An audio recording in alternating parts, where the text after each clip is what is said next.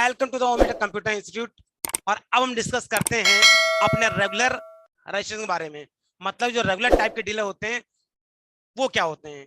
लिखा है रेगुलर के अंतर्गत वे सभी व्यापारी आते हैं जो नॉर्मली या सामान्य रूप से वस्तुओं मतलब गुड्स और सेवाओं मतलब सर्विसेज की सप्लाई करते हैं।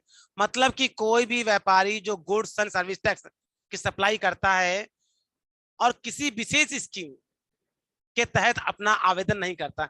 किसी विशेष स्कीम मतलब होता है कंपोजिशन स्कीम। अब ये कंपोजिशन स्कीम क्या होती है, जब हम पढ़ेंगे कंपोजिशन तब उसके बारे में अच्छे समझेंगे। बार समझते हैं कि अगर हम बिल्कुल नॉर्मली तरीके से जाकर के जीएसटी की वेबसाइट पे अपना रजिस्ट्रेशन कराते हैं एज अ रेगुलर डीलर तो हम उसे कहेंगे रेगुलर रजिस्ट्रेशन।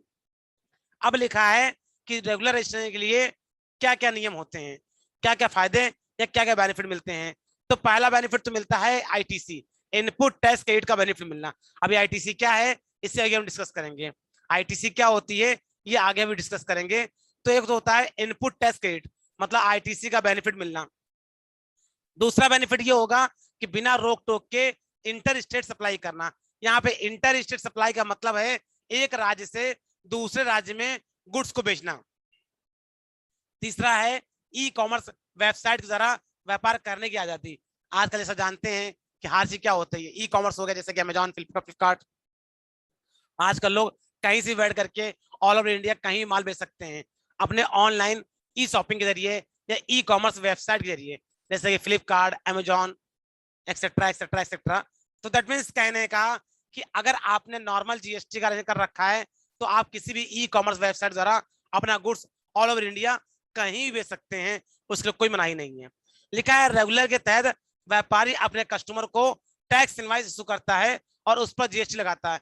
यहाँ पर कस्टमर मतलब यहाँ पर बात है बायर की, मतलब कि जो भी खरीदार है जिसको भी हम गुड्स बेच रहे हैं, हम जिसको भी गुड्स बेचेंगे चाहे वह व्यापारी हो या फिर कस्टमर हो उसको हम क्या करेंगे, उसको हम टैक्स इनवाइस जारी करेंगे। टैक्स मतलब जो बिल होता है इस बिल का टाइटल है टैक्स इनवाइस।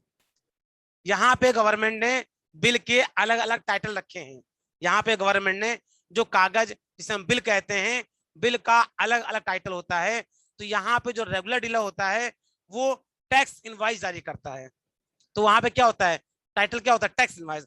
अब कितने टाइटल होते हैं और इसका क्या मीन्स होता है इसको भी आगे फर्दर हम अपने नेक्स्ट वीडियो में कवर करेंगे। मुद्दा यह समझने लायक है कि उसका जो टाइटल होगा वो होगा टैक्स इनवाइस और उस पर बाकायदा जीएसटी लगता है, जीएसटी का टैक्स होगा उसको दिखाना पड़ेगा। दूसरा इसमें लिखा है कि इसमें जो डीलर होता है, जो व्यापारी होता है, उसे पूरे साल के दौरान या पूरे वर्ष के दौरान 24 मंथली रिटर्न फाइल करने होंगे। मतलब गवर्नमेंट ने कहा आप हर महीने कितनी खरीद बिक्री कर रहे हैं इसकी एक समराइज रिपोर्ट देंगे जिसे हम जीएसटी 3B कहते हैं। यहाँ पे आप कितनी सेल और कितनी परचेज कर रहे हैं, उस पर कितना टैक्स लिया है, कितना टैक्स दिया है, इसके लिए आप एक रिपोर्ट सरकार को सबमिट करेंगे जिसका नाम है जीएसटी 3B।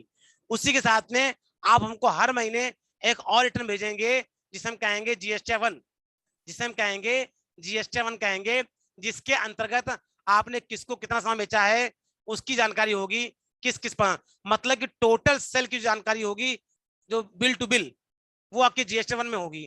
तो सर उठता सर 3B में जा रही थी जानकारी।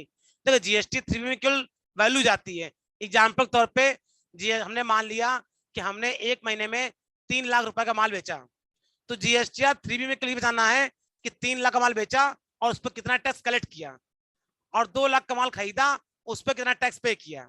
बस केवल वैल्यू और अमाउंट मतलब है। अब जीएसटी 1 में ये बताना पड़ेगा कि आपने जो 3 लाख का माल है वो किसको बेचा, 3 लाख का माल किसको बेचा, किस राज्य में बेचा, किस टैक्स रेट बेचा, ये सारी इंफॉर्मेशन मतलब बिल बाय बिल आपको सारी इंफॉर्मेशन जीएसटी 1 में आपको क्या करनी होगी, दाखिल करनी होगी।